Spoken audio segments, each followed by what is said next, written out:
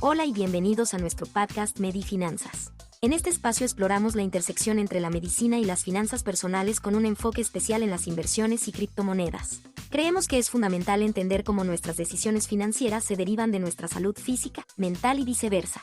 Si eres alguien que está interesado en mejorar su salud financiera y estar al tanto de las últimas tendencias en medicina, inversiones y criptomonedas, este podcast es para ti. Únete a nosotros en este viaje emocionante hacia una vida más saludable y financieramente más sólida. Bienvenidos.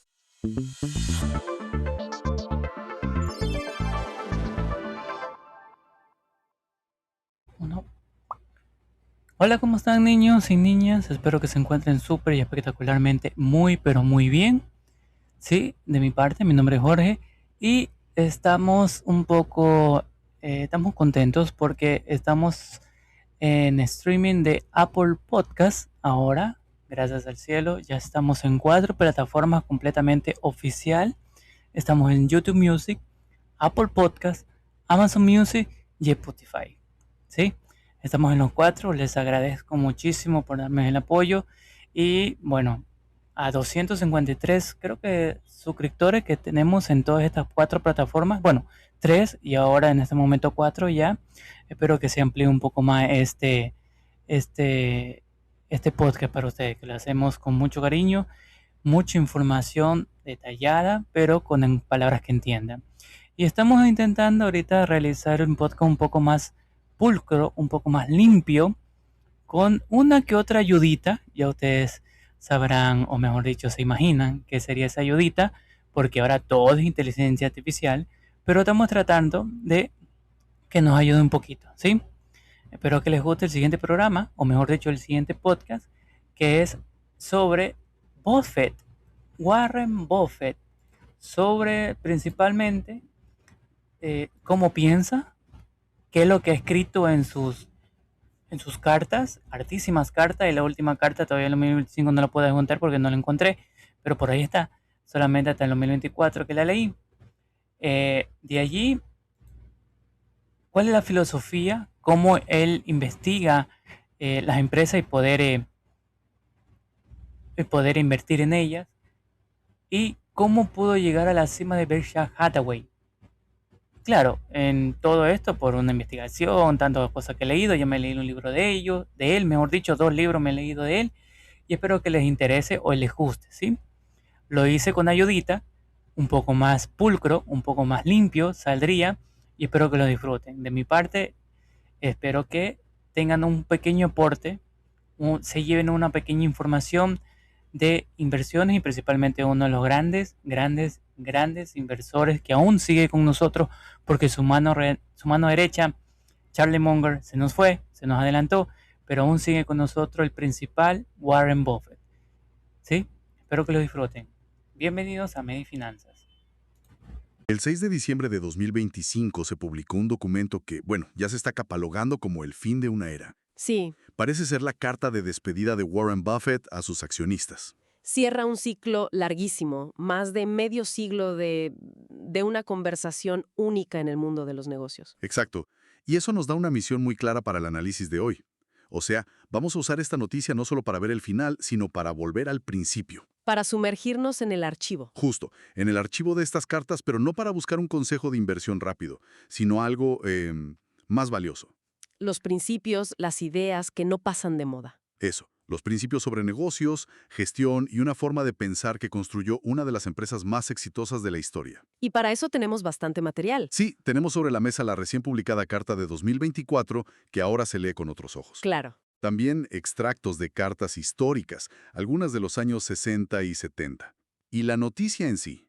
El reto es desglosar esa filosofía que se ha mantenido, bueno, sorprendentemente constante. Y que empieza por algo muy básico. La comunicación. Hay una frase en la carta de este año que me llamó mucho la atención, y creo que lo resume todo. Dice, nuestro objetivo es comunicarnos con ustedes de la manera en que desearíamos que ustedes lo hicieran si nuestras posiciones estuvieran invertidas. Es que esa frase es la clave de todo. A ver, detengámonos aquí un momento, porque esto es lo opuesto a la comunicación corporativa habitual, Totalmente. que está llena de jerga, de evasivas. Es una promesa de claridad total. Y esa promesa es la piedra angular de todo el edificio de Berkshire Hathaway. Si no se entiende eso, no se entiende nada más. Estas cartas nunca fueron simples informes. No eran solo números. Para nada. Su función principal siempre fue educar a los accionistas, tratarlos como socios de verdad. Por eso, dedicaban páginas enteras a explicar la diferencia entre el valor contable, Que es una ficción contable, básicamente. exacto, y el valor intrínseco, que es el verdadero valor económico de un negocio a largo plazo. ¿Y cómo se explica algo tan abstracto en la práctica? Porque, bueno, en teoría suena genial, pero la mayoría de los informes anuales son ilegibles. Daban ejemplos muy concretos. Uno clásico que se repite en las cartas es el de los chocolates See's Candies. Ajá. Según las normas contables de la época, la empresa tenía que amortizar el fondo de comercio, o sea, el valor de la marca, cada año. En los libros, el valor de la marca See's disminuía. O sea que, en el papel, la marca valía cada vez menos. Exacto. Pero en el mundo real, la marca era cada vez más fuerte. La gente amaba más sus chocolates y la empresa podía subir los precios sin perder clientes. El valor económico real estaba explotando. Entiendo. Las cartas eran la herramienta para decirle a los socios, miren, esto es lo que dice la contabilidad, es una tontería. Y esto otro es lo que está pasando de verdad en el negocio. Confíen en la realidad, no en el papel. Eso crea un tipo de accionista completamente diferente. Claro, un accionista que entiende el negocio, no que solo mira el precio de la acción cada 5 minutos. Pero para llegar a tener negocios como See's Candies, es increíble pensar que Berkshire empezó como un fracaso. Es que no solo empezó como un fracaso, sino que era un negocio estructuralmente terrible. ¿Tan así? Los extractos de las cartas de los años 60 y 70 son brutales en su honestidad. Hablan de su negocio textil original como nadar contra una fuerte marea de la industria. Uf. Mencionan el cierre de plantas, como la división Rey Felipe D, porque sencillamente nadie quería comprar sus productos. Eran un commodity. Competían solo por precio, contra rivales con costos más bajos. Una batalla imposible de ganar.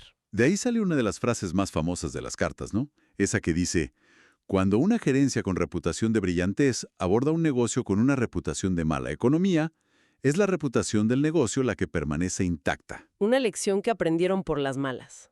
Y que les costó mucho dinero. Espera, entonces me estás diciendo que si el negocio textil hubiera sido un éxito moderado, quizás Berkshire Hathaway nunca se habría convertido en el gigante que es hoy. Es una paradoja fascinante. Que el fracaso fue, de hecho, el ingrediente clave. Yo creo que sí.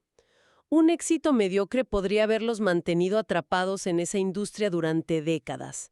El dolor de ese fracaso tan rotundo los obligó a pensar de una manera radicalmente diferente. ¿A buscar otra cosa? A buscar un tipo de negocio completamente distinto. Y eso los llevó a comprar una pequeña aseguradora en Omaha llamada National Indemnity en 1967. Ese fue el verdadero comienzo. Y ahí entra el famoso concepto del flotante de los seguros. A ver, podemos explicarlo de forma sencilla, porque es el motor secreto de todo esto. Claro, es sorprendentemente simple. Como aseguradora, tú cobras las primas hoy, Ajá. pero no pagas los siniestros hasta mucho después, a veces años después.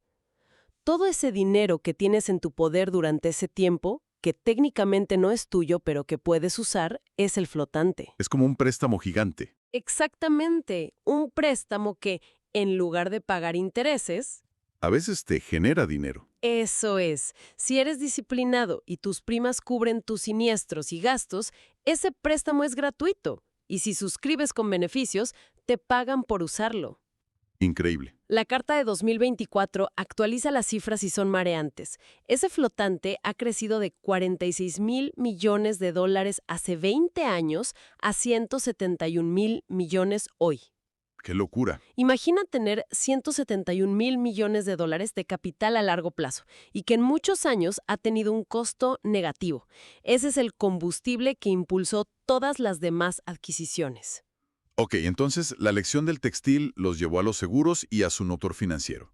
Pero, ¿qué buscaron en otros negocios? ¿Qué define a un negocio excelente según estas cartas? Volvamos a See's Candies. Lo que vieron allí fue el arquetipo de lo que luego llamarían una franquicia económica. Pero, ¿qué es exactamente una franquicia económica? Suena a McDonald's, pero no se refieren a eso, ¿verdad? No, no. Se refieren a un negocio que tiene una ventaja competitiva duradera. Un foso, como les gusta llamarlo, que lo proteja de la competencia. Un foso. Me gusta la imagen. Puede ser una marca poderosa, como Cis o Coca-Cola, una posición de bajo costo, como Geico.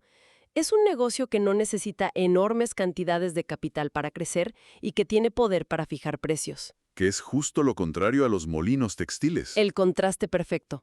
Los textiles eran un negocio de commodities. Para ganar un centavo más, tenías que invertir $1 en maquinaria nueva, y aún así tu producto era idéntico al de la competencia. Claro. Cis Candies, en cambio, podía financiarse sola, generar efectivo de sobra y, gracias a su marca, subir el precio de sus bombones cada año. Y la gente seguía comprándolos felizmente. Ese efectivo extra se podía usar para comprar otros negocios maravillosos. Y en una carta menciona a los 7 santos, ¿no? Y lo curioso es que no son empresas de tecnología punta. Son bastante aburridas a primera vista. Para nada de tecnología. Una tienda de muebles, un periódico, una fábrica de dulces. Exacto.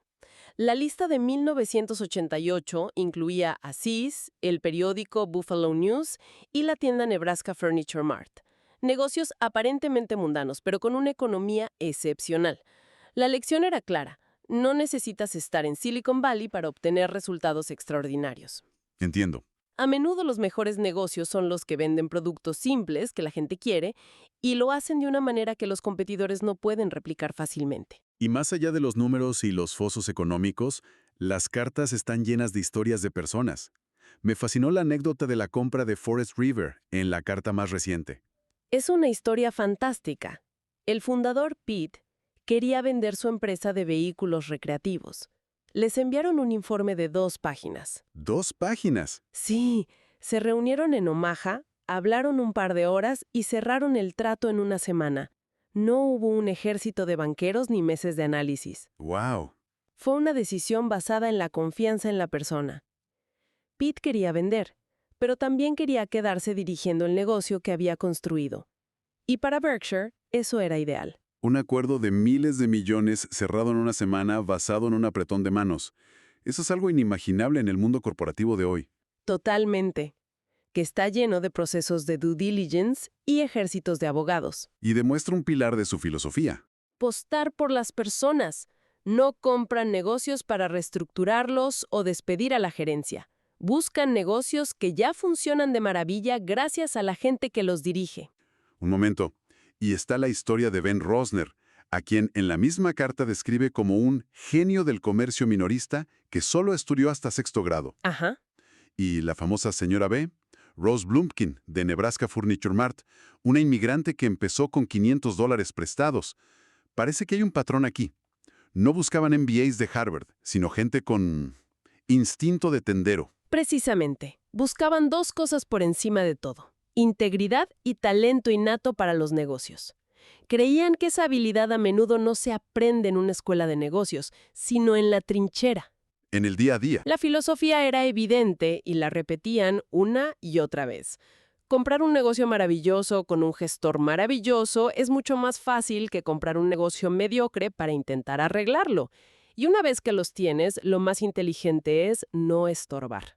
Hablando de filosofía, nos queda una de las grandes ideas. Una metáfora que quizás sea la más famosa de todas. La que aparece en la carta de 1987. La del señor mercado. Ah, el señor mercado. Es una genialidad de Ben Graham, el mentor de Buffett, pero que él popularizó. ¿En qué consiste? La idea es que imagines que eres dueño de un negocio junto a un socio llamado señor mercado. El problema es que este socio es maníaco depresivo. Ok. Algunos días llega eufórico y te ofrece comprar tu parte a un precio ridículamente alto.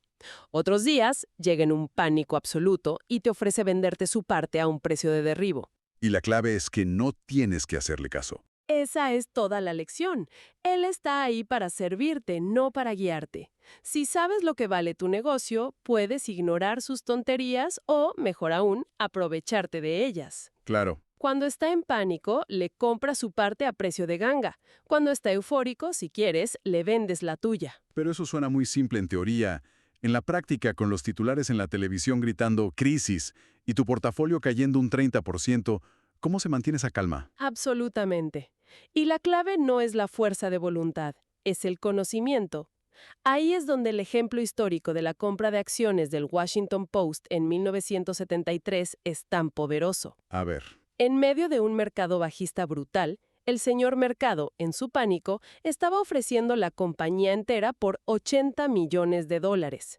Pero Buffett y su socio, Charlie Munger, habían analizado el negocio y sabían que valía, como mínimo, 400 millones. o sea que el análisis profundo del negocio es el ancla que te impide dejarte llevar por la histeria del señor mercado. Exactamente. No se trataba de ser valiente cuando otros son temerosos, como un simple eslogan. Se trataba de tener la convicción, basada en hechos, de que el señor Mercado estaba equivocado. ¿Entiendo? Para ellos, la volatilidad del mercado no era un riesgo, era la mayor oportunidad que existía para comprar fracciones de negocios maravillosos a precios absurdos. No estaban jugando a la bolsa, estaban comprando un negocio.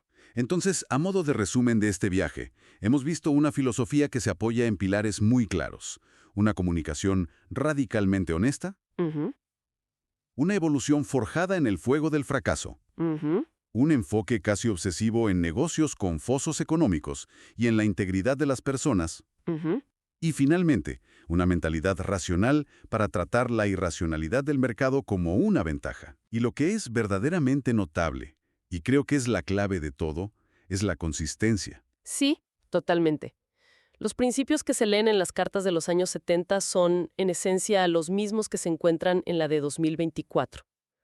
Los ejemplos cambian, las cifras se vuelven astronómicas, pero el ADN, la filosofía central, ha permanecido inalterada. Lo que nos devuelve al principio, a la noticia de esta carta de despedida.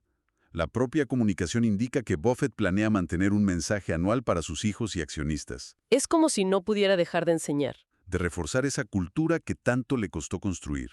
Y eso plantea la pregunta más importante para el futuro, la que queda flotando en el aire tras esta noticia. ¿Cuál sería? La prueba definitiva de una filosofía es si puede perdurar una vez que su creador deja de explicarla. ¿Pueden los principios que Buffett inculcó durante décadas con la carta anual como su principal vehículo guiar a la próxima generación de gestores y accionistas sin esa voz constante para reforzarlos? Es una muy buena pregunta. Ese es el verdadero legado que, a partir de ahora, se pondrá a prueba.